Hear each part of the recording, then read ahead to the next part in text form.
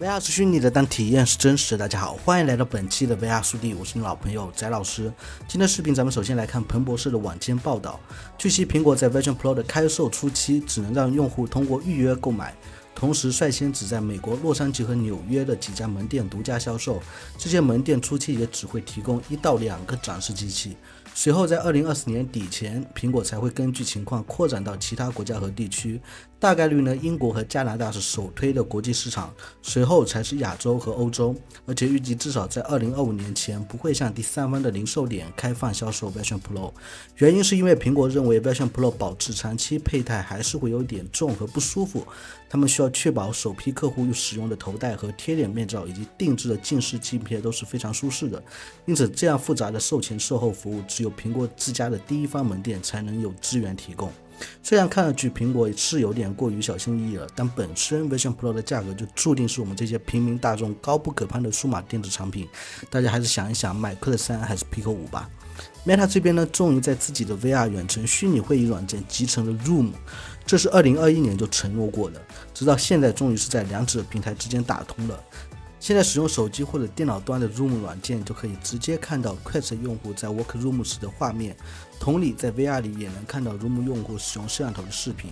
不过这2年都快过去了，疫情也已经结束了，远程会议的热潮也落下了势头。Meta 和 Room 两者现在最大的相似之处大概就是都有着大把的裁员吧。而之前 Meta 也在去年的 Connect 大会说过，要把微软的 Xbox 云游戏 Windows 365和 Teams 带到 Quest 上，结果到现在都还没有影子。双方目前唯一上线的合作是上月底微软的 Azure 云渲染服务开始实现对 Meta Quest 系列头显的支持。这个云渲染能够使开发者以高质量渲染交互式的 3D 内容，并将其实时传输到设备上，跟本地渲染内容无缝结合。然而这个跟我们消费者是没有什么直接关系的。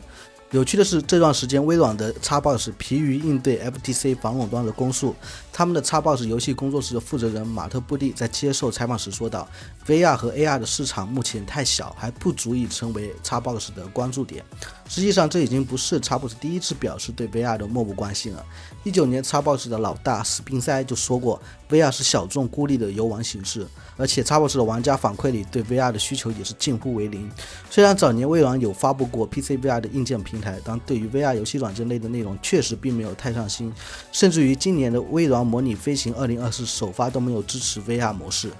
其实大家可以看一下美国网友截的亚马逊销量图，抛开 Quest Pro 月售600台这个笑料不说，快度在上个月的销量甚至还略多于 Xbox SX 的主机，实际上总销量也是差不多如此。2月份 Meta 内部说是 Quest 销量系列接近达到2000万台，而微软就在前几天也刚刚宣布，截止到2023年6月 Xbox SX 总销量达到了2100万台。只能说历史的长河从来不缺经典的行业大佬被打脸的时刻，期待重现的那一天。接下来我们看一个叫 Wizear 的智能耳机配件，他们最近跟 Pico 出了一个合作。根据宣传视频，用户戴着这个智能耳机就可以识别面部肌肉运动，并从中对设备做一些特定的操作。然而视频里展示的要么是打电话、暂停游戏，或者是滚动浏览社交媒体信息，这些都不是典型的 VR 头显的使用场景，估计都还没有一个完整的实际使用案例吧。现在我看了他们更早的一些产品概念视频，这家公司的目标是想做神经接口方向的，但目前也就是这个耳机内部有个生物传感器，实际上也就是个咬肌模拟器，或者用户咂巴下嘴巴可以给到设备一个操作的响应，不过也仅限如此了。对比起手势的拓展性，似乎还是只能局限在代替点击这样的一个单一动作上。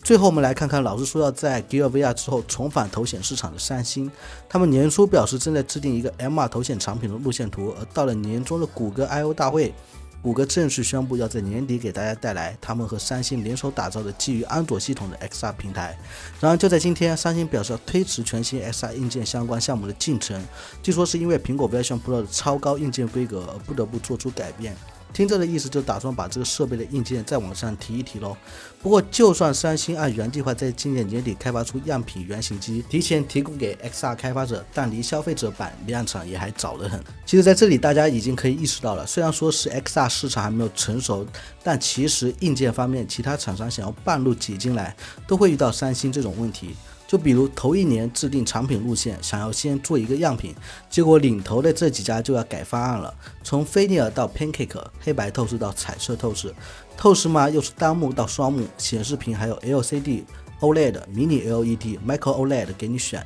以及眼锥和面部的横空出世。最后长个圆形机霸虽说不是个问题，但是想要全盘规划到量产卖货，又得多花至少半年到1年。这点时间保不齐听到风声说别人的下一代又整了点新活，又得考虑要不要改。不过三星回到 XR 倒也不是只有做硬件终端一个方向，他们本身就可以制造芯片处理器和显示屏，这是头显供应链上的2大核心。前者毕竟咱们也不想看到高通途大，毫无竞争压力，后者决定着 Micro OLED 能不能早日便宜下来，总是多一个厂商来布局 XR 行业，对于消费者来说总是一件好事。OK， 那本期的视频就到这里，我们是不等待 VR 成熟，而是要陪着 VR 成熟，入进 VR 宅圈。如果你也是对 VR 相关感兴趣，欢迎关注我的频道，点赞、投币、转发3连。那我们下期视频再见。